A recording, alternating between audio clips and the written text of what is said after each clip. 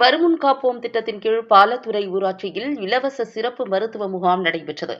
கோவை மதுக்கரை ஒன்றியம் பாலத்துறை ஊராட்சி ஒன்றிய நடுநிலை பள்ளி வளாகத்தில் கலைஞரின் வருமுன் காப்போம் திட்டத்தின் கீழ் பாலத்துறை ஊராட்சி மன்ற நிர்வாகம் மற்றும் பொது சுகாதாரம் மற்றும் நோய் தடுப்பு மருந்து துறை இணைந்து இலவச சிறப்பு மருத்துவ முகாம் நடைபெற்றது.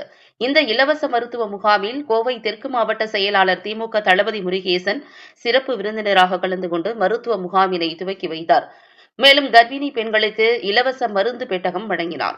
முகாமிற்கு மதுக்கரை ஒன்றிய செயலாளர் விஜய் சேகரன், மதுக்கரை ஒன்றிய அவை தலைவர் நந்தகோபால், மதுக்கரை ஒன்றிய துணை பெருந்தலைவர் MRR பிரகாஷ், ஊராட்சி மன்ற தலைவர் மகேஸ்வரி சுரேந்தர் ஆகியோர் தலைமை வகித்தனர்.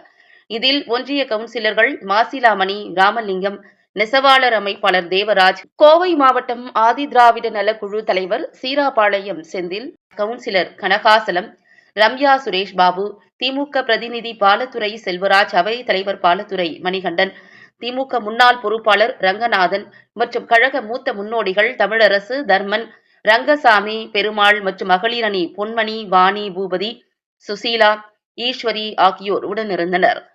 இந்த இலவச சிறப்பு மருத்துவ முகாமில் ஆண்கள், பெண்கள், முதியவர்கள், கர்ப்பிணி பெண்கள், குழந்தைகள் உட்பட ஏராளமானோர் கலந்து கொண்டு பயனடைந்தனர்.